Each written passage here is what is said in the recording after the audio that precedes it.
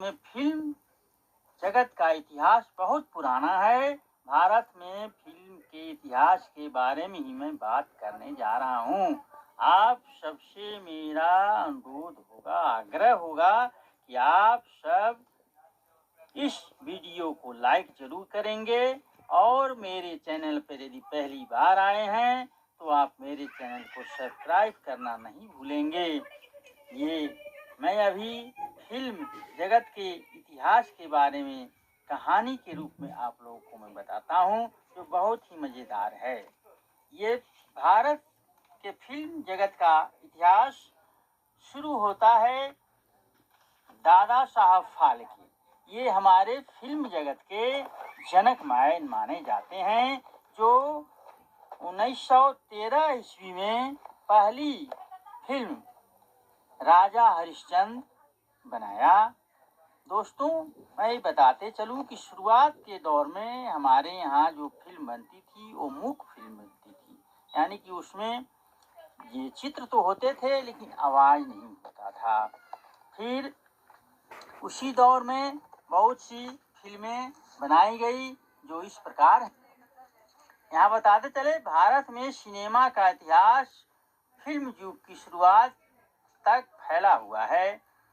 ल्यूपिनियर और Robert Paul की London 1896 में चलती हुई तस्वीर की स्क्रीनिंग के बाद व्यावसायिक छायांकन दुनिया भर में सनसनी बनकर रह गया और 1896 के मध्य में मुंबई में ये दौर चला। और अब आगे इतिहास के बारे में जानकारी है। प्रोफेसर स्विस वेंसन के द्वारा एक फिल्म प्रस्तुति कलकत्ता स्टार थिएटर में एक स्टेज शो में दी गई। ये प्रोफेसर साहब का जो इसके कैमरा हीरालाल सेन, एक भारतीय फोटोग्राफर ने इस स्टेज शो को दृश्य द फ्लावर ऑफ पर्शिया 1998 में फिल्म बनाई। एस भटवेंकर की द रेलियर्स 1999 में पहलवान जो मुंबई के हैंगिंग गार्डन में एक कुश्ती मैच को दिखाई और किसी भारतीय द्वारा शूट की हुई पहली फिल्म बनी। सर्दी बुखार की दवाई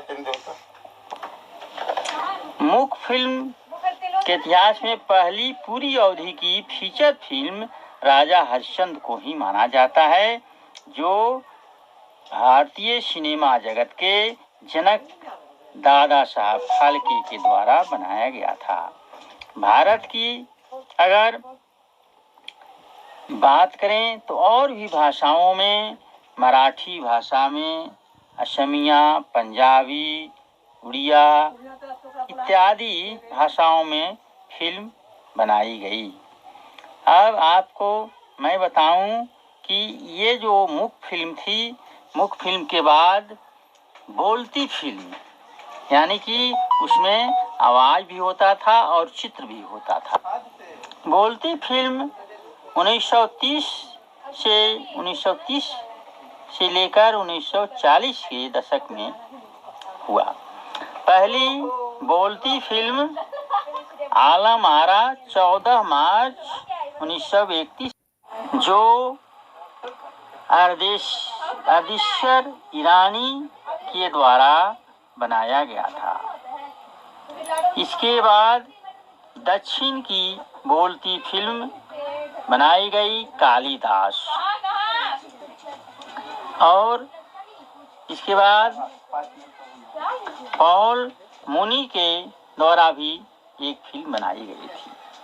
1932 में टॉकीवुड का नाम बंगाली फिल्म उद्योग के लिए रखा गया। इससे टॉकीगंज नाम का टॉकीवुड के नाम से तुकबंदी था। टॉलीगंज जब भारतीय फिल्म उद्योग का केंद्र था। ये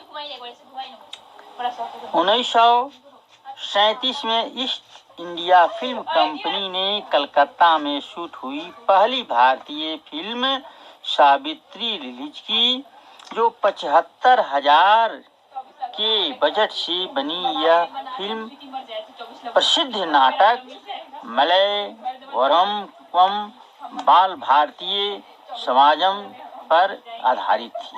निर्देशक थे सी पुलैया।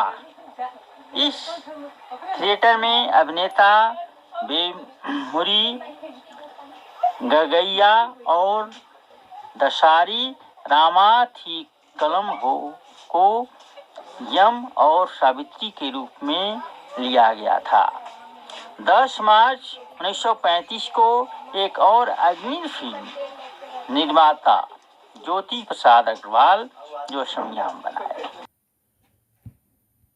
और इसके आगे और भी फिल्में बनाई गई। 1940 में फिल्म विश्व मोहिनी भारतीय जगत की दर्शनी वाली पहली फिल्म थी। इस फिल्म में वाई.वी. राव ने निर्देशित किया और वल्लीजेपल्ली लक्ष्मीकांत कवि ने लिखा था। इसके बाद अगर इतिहास की और बात करें तो और भी बहुत सी फिल्में बनाई गई। 1934 में हिमांशु राय, देविका रानी, राज नारायण दुबे ने उद्योगपति एच.ई. दिनशा, सर फिरोज शेठला के साथ मिलकर बॉम्बे टॉकीज स्टूडियो शुरू किया। पुणे के प्रभात स्टूडियो ने मराठी दर्शकों के लिए एक फिल्म का निर्माण किया। फिल्म निर्माता R.E.D. चौधरी की फिल्म व्राथ 1930 पर ब्रिटिश सरकार द्वारा भारत में प्रतिबंध लगाया गया क्योंकि इस फिल्म में भारतीयों को नेता के रूप में और भारतीय स्वतंत्रता संग्राम के दौरान इस तरह के चित्रण पर रोक थी। तुकाराम 1608 से 50 बरकरी संत और आध्यात्मिक कवि के जीवन पर आधारित 1936 की फिल्म संत तुकाराम 1937 में वेनिस फिल्म समारोह के दौरान प्रदर्शन हुई और इसी अंतर्राष्ट्रीय फिल्म के समारोह में दिखाई गई पहली फिल्म बन गई। 1938 में भी फिल्म बनी और इसमें समस्या दिखाया गया, किसानों पर जमींदारों के विरुद्ध बगावत दिखाई गई। जो फिल्म ये भारतीय मसाला फिल्म की बात मैं अब करूंगा।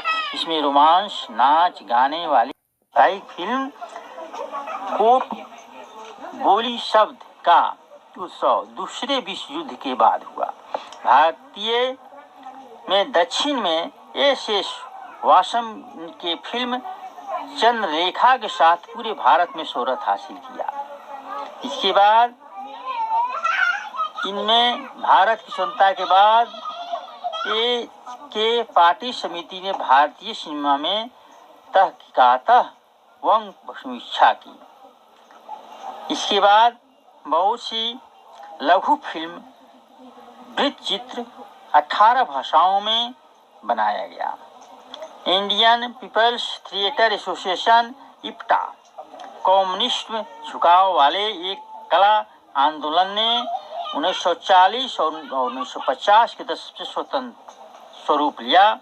इप्टा के कई यथार्थवादी नाटकों जैसे 1944 में विजन भट्टाचार्य का नब्बन्ना, 1943 के बंगाल के अकाल त्रसित पर चित्रित किया गया। ये भारतीय सिनेमा में यथार्थवाद की जड़ें मजबूत थी। इसका उदाहरण ख्वाजा अहमद अब्बास की धरती के लाल जो 1946 में बनाई गई थी। भारतीय फिल्म का अगर माने तथ्यों के आधार पर और जानकारों और इतिहास के आधार पर अगर माने तो 1944 से 1960 की जो काल अवधि है वो भारतीय सिनेमा जगत के लिए स्वर्ण युग कहा जा सकता है। इस अवधि में बंगाली सिनेमा के नेतृत्व में एक नया समानांतर सिनेमा आंदोलन बढ़ा। इस आंदोलन के कुछ पहले उदाहरण फिल्में जैसे चेतन आनंद की नीचा नगर जो 1946 में बनी और विमल रॉय की 2 बीघा जमीन 1953 में बनी।